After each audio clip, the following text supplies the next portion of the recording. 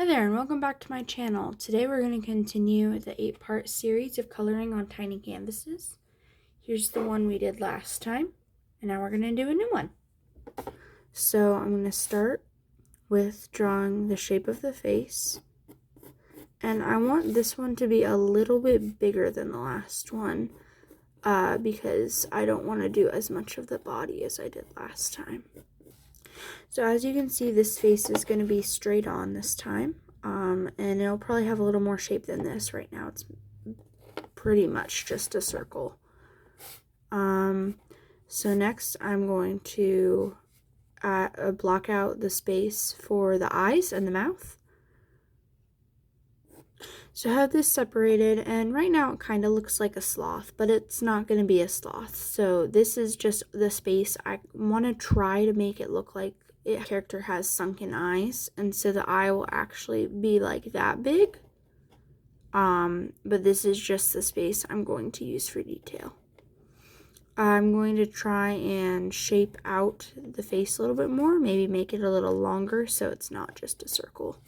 Okay, now that the shape is a little bit longer and less circly, I'm going to probably shape the rest of what's going to be on the canvas before I start coloring.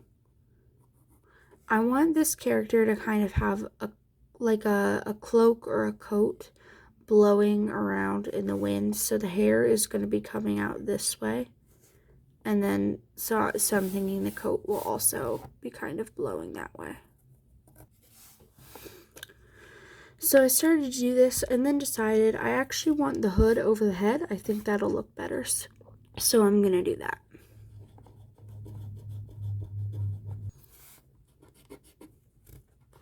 So now that I've got the hood over the head, I'm going to erase the top lines because the hood is covering most of the forehead. Okay, so now that I have the basic shapes in, I'm gonna start adding the smaller details.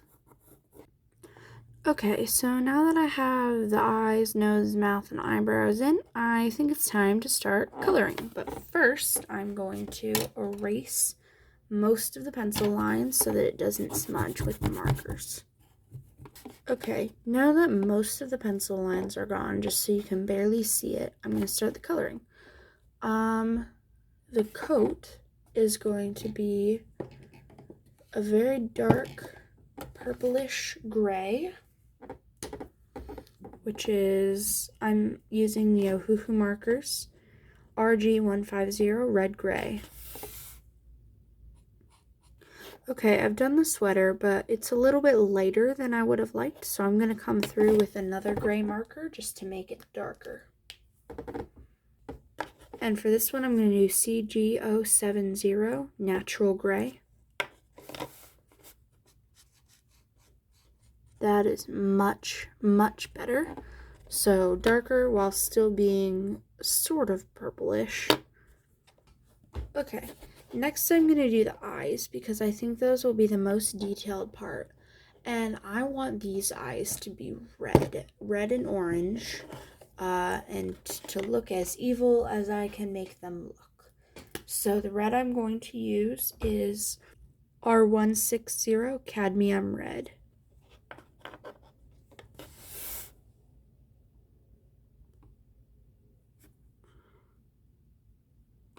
Well, that definitely looks evil. I'm doing that. That was the red I'm doing for the reflections. And I think I'm going to do a different color red for around the reflections. And then just the rest of the eye will be normal white. So this time, I'm actually going to use a Bianyo marker, which is still an alcohol marker, but not the same brand. I'm using R218, and it's called Geranium. And I'm not going to use much of this. I'm just going to go around the other highlight with it because they are slightly different colors. There it is. And then the rest of the eye, it'll look better when I line it later. Okay, then I'm going to do the skin now, and I think I want it to be pretty pale. So I'm going to use another Bianio marker, and this one is Storm Gray G910. I'm going to use this one for the skin. Okay, that skin is as pale as I wanted it. It's kind of hard to see in the video. Sorry about that. I'm going to come through with a gray marker now to shade around the eyes here. To Ohuhu now. BG070 Cool Gray for around the eyes. So now I have this. It looks kind of like goggles, so I'm going to go back again with the skin color just to go over it to make it a little bit less gray. And there is what we have after going over with the skin color again. Now I'm just going to try to add some extra shading on the sides of the face to make it look a little bit more ominous. Okay, and that's what we have for the skin, the eyes, and the coat. So I'm going to color the background and then do the lines. For the background, I'm going to try and do kind of a fire design. So I'm going to take the red that I used for the eyes and also this orange, and I'm just going to kind of do some swoopies in the back and hope it looks good. So there's the red, and it does look more orange than the eyes for some reason. Oh, there we go. So there's the red, and then I'm just going to fill in the rest of the space with orange. Okay, so I have the background in orange, and now I'm just trying to blend them together a little bit by running the orange over the red. These canvases have been hard to color on because of the texture, but at the same time, very easy to blend, which can be nice and also not nice, depending on if you want to blend or not. So there is the fire background. I think that turned out really cool. I'm going to go through now for the last thing with the lines. And this time I'm going to use the 0.5 millimeters, which is my thickest pen.